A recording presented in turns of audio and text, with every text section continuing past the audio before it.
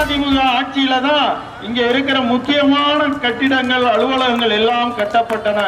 நீதிமன்ற கட்டடம், RTO office, taluka office, commercial tax office, அதே போல இந்த பஸ் ஸ்டாண்டு. அதுக்கு பிறகு பாத்தீங்கன்னா 30 லட்சம் லிட்டர் அம்மா முதல் கொடுக்கறாங்க.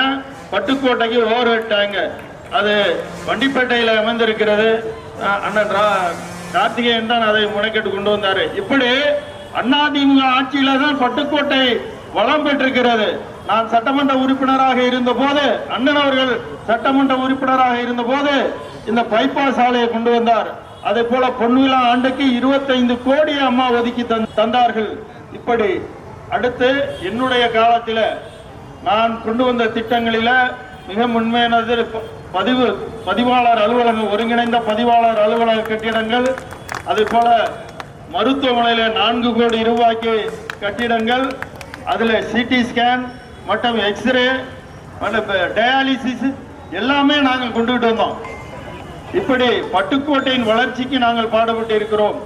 பழைய பஸ் ஸ்டாண்டை பெருசா நம்ம ரெனியூ பண்ணி சூப்பரா இன்னொரு சாலையும் போட்டு நெருக்கடியை குறைச்சு வியாபாரிகளை நாங்கள் பாதுகாப்போம்.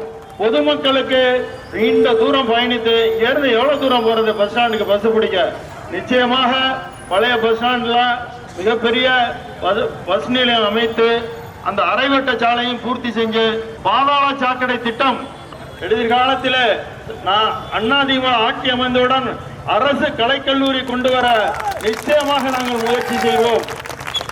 பெரியவர்கள், ஒரு மாவட்டத்தை உருவாக்க வேண்டும் என்பது நீண்ட நாளே கனவு. நான் சட்டமன்ற உறுப்பினராக இருக்கும் போது அதை கேள்வி எழுப்பினேன். சில பல தடைகளாலே அன்றைக்கு அதை முடியாமல் போய்விட்டது. ஆனால் அன்றைக்கே அதை செய்திருக்க முடியும். பட்டுக்கோட்டை வளர்ச்சி அடைய வேண்டும் என்றால் மாவட்டமாகினால் இன்னும் நிறைய வளர்ச்சிகளை கண்டடைய முடியும் என்பது கருத்தில் தான் நான் இதை கூறுகிறேன்.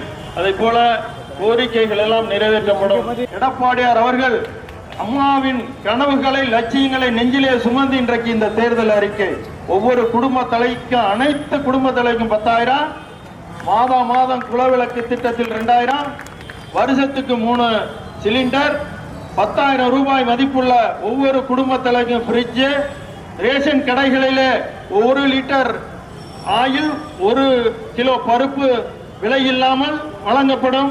அதே போல தரமான அரிசி வழங்கப்படும். தாலிக்கு தங்கம் திட்டம் மீண்டும் கொண்டு வரப்படும். அம்மா உணவகம் மீண்டும் கொண்டு வரப்படும். கூட்டி வாங்கும் பெண்களுக்கு 25,000 மானியம் வழங்கப்படும். இப்படி பல்வேறு திட்டங்கள். சிறு குறு விவசாயிகளுக்கு 15,000 ரூபாய் மானியம். ஆட்டோ வாங்கும் இளைஞர்களுக்கு 75,000 ரூபாய் மானியம் வழங்கப்படும்.